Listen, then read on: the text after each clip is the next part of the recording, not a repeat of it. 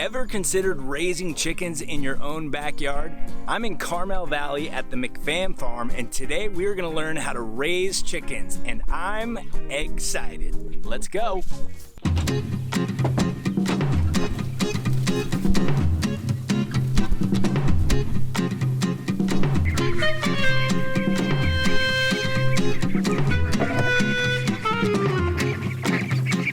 McFam Farm is aspiring homestead. We try and raise as much food for ourselves as we can here. We try and reuse as much as we can. If we make stuff, we try and use recycled materials. We're trying to leave a very low carbon footprint. It's so wonderful to be able to have your own eggs. Being able to know that you can go down to your chicken coop every day and grab breakfast for the next day. You have protein, you have food. If all else fails, you have those. It's a really satisfying feeling. Raising animals, there's no magic to it. It just takes a little care and attention and a little bit of knowledge. But one of our big goals is to be able to teach other people that you can do this too. As far as getting started with the hen house, you can buy small prefabricated ones. Amazon or anything online, you can just look up chicken coops. As far as other video sites you can go to, there is plenty of DIY.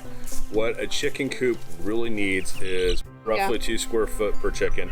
You need what's called a roost, which allows the chickens at night to be off the ground. It's just something they put their feet on and grip onto. And make sure it's secure for anything in the area at night that could bother them. Really, a hen house, keep in mind, you're not building it to keep the chickens in, you're building it to keep predators out. So it's different per environment, but it's pretty simple.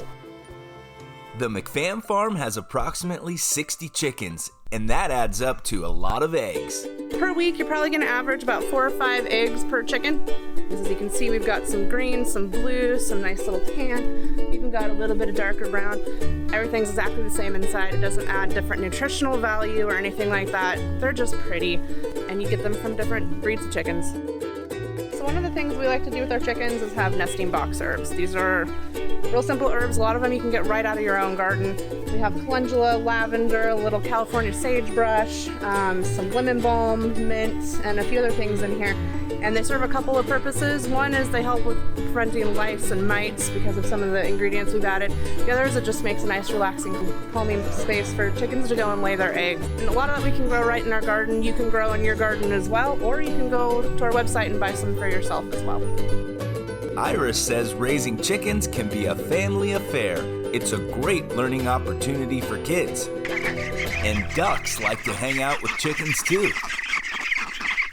If you're just starting off, I would definitely suggest getting at least 3. 2 at the minimal, that way they have a little social interaction. They do like to kind of play and mess with each other. The chickens are a lot of fun, and they definitely have their own personalities. We have one named Birthday. She's kind of a sassy girl. We have one named Leaf. She really loves Rose. And then we have our rooster, Duracell, over there, who just likes to be protective. And there's a certain call you just might hear when eggs are ready. So when hens lay an egg, they all kind of do a very similar call or song, and the rooster actually answers. So when you have chickens, you'll get to know this call that they do called an egg song, and you'll know when you have a fresh egg ready. And I'll try and see if I can get one of the roosters to respond.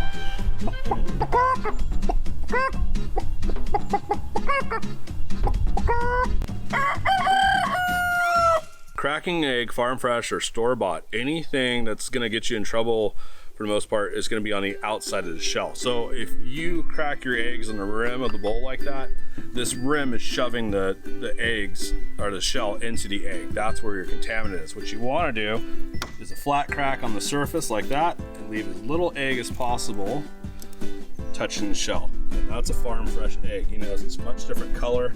It's got kind of this nuclear yellow to it.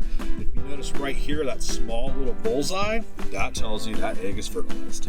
Well guys, I think it's time to head home and get cracking.